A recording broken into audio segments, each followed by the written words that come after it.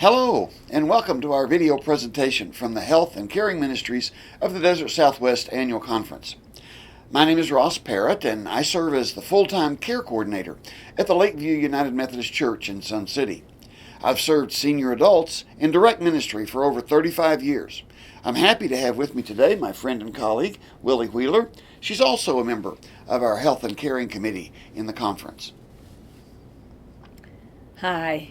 It's my privilege to be a part of the team bringing these educational, informational tapes to you. I'm a member of Spirit of Hope United Methodist Church, and I'm a retired RN with background in trauma and nursing education. I've been a Stephen minister and leader for 24 years, and I've used my training as a lay counselor in the Caring Ministries as well. I have helped start a new Caring Ministries and acted as consultant for established programs. Today, Ross and I are going to talk to you about doing a general assessment of a home situation.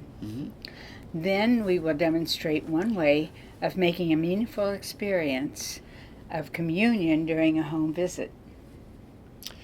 You know, I used to talk about senior adults as they. Now I'm one, Willi. Yes, you. So it's a whole different perspective. Aren't we both? That's right.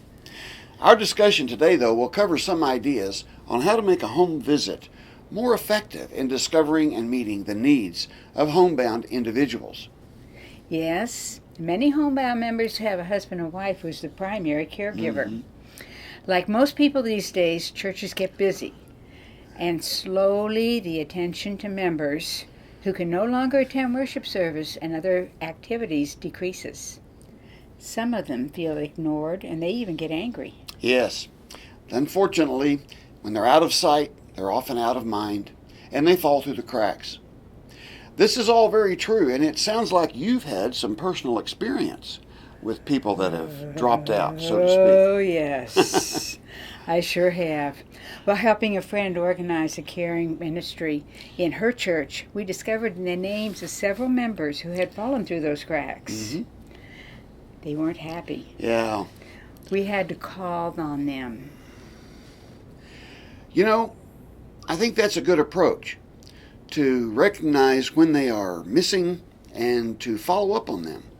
We can't depend on members to call the church when they get in trouble. Seniors, especially, feel that they should manage their own problems.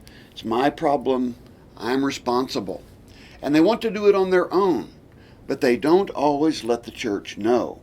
They're still angry, though, when they don't get called on. That happens. Yeah. And the first couple I called on, I'll call them Lucy and Joe, got downright belligerent when they found out I was from their church. Yeah. Lucy said she had severe rheumatoid arthritis, and Joe had cancer. And no one from the church had ever called on them. Wow, that's too bad. But I'm afraid that happens all too often. Did she think you were on the stewardship committee and trying to collect money? Well, she might have thought that, but no. The oversight had not been intentional, but she kind of thought it was. Yeah.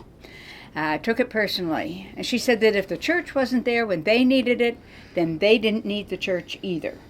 Yeah. I'm afraid that happens. Church attendance records can be monitored to discover regular attendees who are absent 3 or more weeks. And should be. Right. Yeah, we've had that system set up in our church, but it's hard to keep it going. That's not so uncommon, though. Many churches don't really have a way to track members with a prolonged absence from the church. How did you get Lucy to respond? How did you respond to her anger toward the church? Well, I was immediately apologetic, of course. Yeah.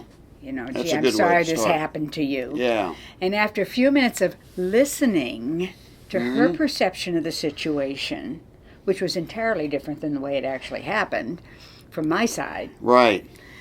But she agreed that I could call her in a few months just to find out how they were doing. Sure. I had to promise not to darken her door. Okay. And then she allowed me to visit after several weeks of those phone calls. Wow. You certainly had a lot of patience and persistence in demonstrating God's love to her. So, how did the situation eventually turn out? Well, actually, Ross, by the time she died about 7 years later, we had actually become very good friends. Oh, good. We even had a birthday party for her and visited all kinds of things. Gradually, she had allowed me to bring communion into the home for she and her husband. I believe the regular contact plus bringing them communion actually broke down her resistance and reconnected her with the church. Right.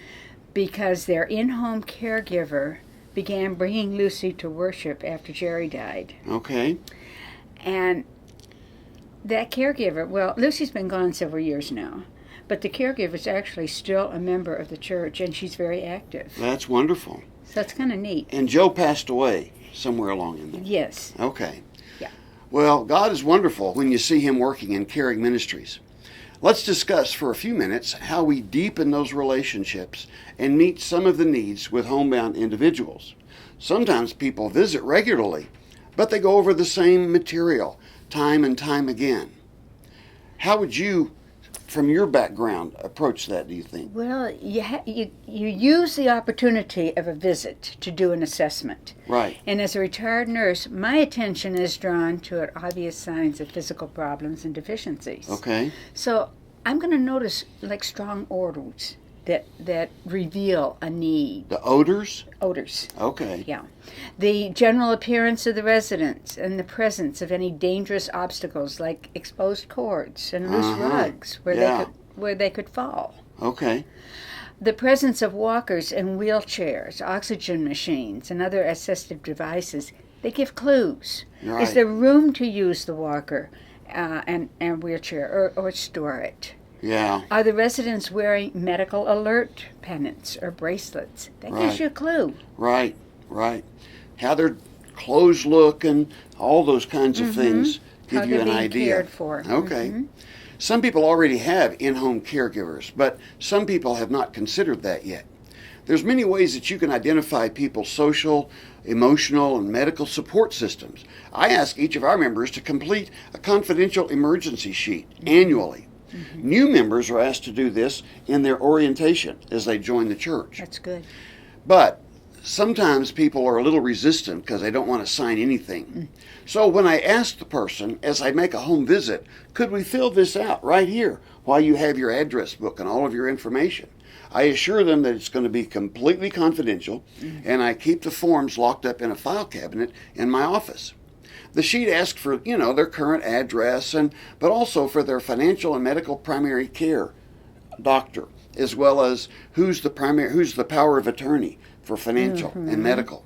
And then I ask them for permission to be able to keep this information in my office. On the back side, there is a personal history where it asks them where they were born and what the connections are with their family members, and if anybody's already assisting them. Sometimes they need help with housekeeping. Sometimes they're willing to say they need help with transportation if they're no longer driving. There are some people who are still driving and shouldn't be. That's right. But we also ask if they need help with other types of things. There are community resources that are available through a number of agencies throughout the state of Arizona. But we want them to know that whatever their need is, we're willing to help. There's lots of good information in that sheet.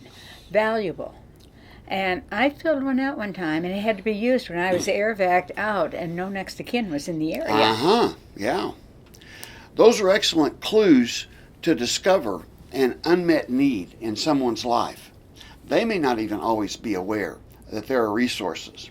There are also clues for uncovering spiritual needs, and as church members, we have an open door to that. I look for any devotional material, Bibles, other kinds of religious readings. See if there's any questions about their profession of faith and how they came to know God and their perception of who God is in their lives. I ask them if they've been attending a church and who they are closest to in that congregation, if it's not ours. Also, transportation may be needed to get to worship services, and I can share that we can help with that. If they're open to it, and I have to listen to the Holy Spirit on this, to talk about their personal, daily relationship with God and how we can be open to that. Also, as we're going to cover later, there's an open door many times for communion. That is coming. Yes. Yes.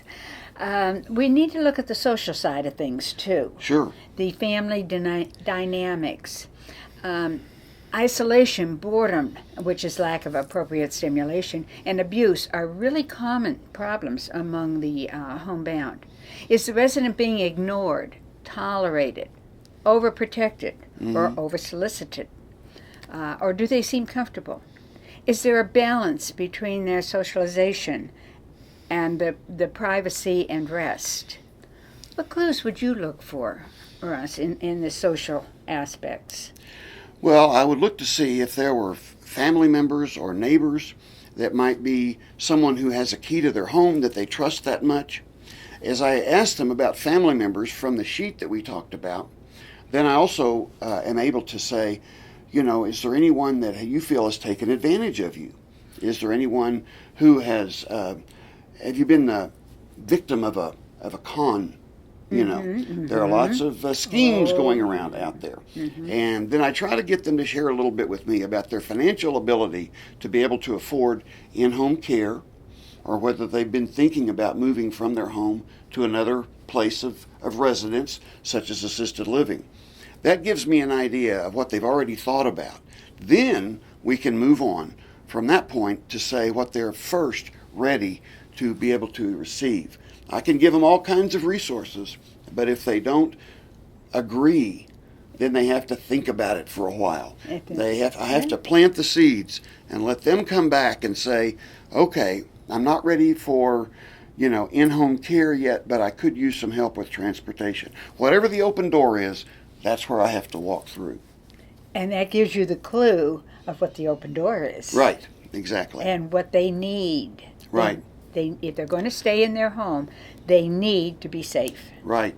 And that's primary. Whether you are visiting someone in your congregation because they've asked for a visit, or because you've noticed that they haven't been present in worship for some time, or they've called you with a specific request after they've been hospitalized, whatever it is, an effective home visit and a concentration on their needs opens up many avenues of ministry. Sometimes it's a neighbor of one of the members, and you have the first opportunity to be God's witness, God's love with skin on, to come into their home and begin to show the concern, as Willi did in her example, of being consistent in going back and being a part of their lives and letting them know that God loves them and that you care. These ministries, I hope, and these ideas can help you in your local church to be able to make effective home visits. Thank you for letting us be a part of your time today.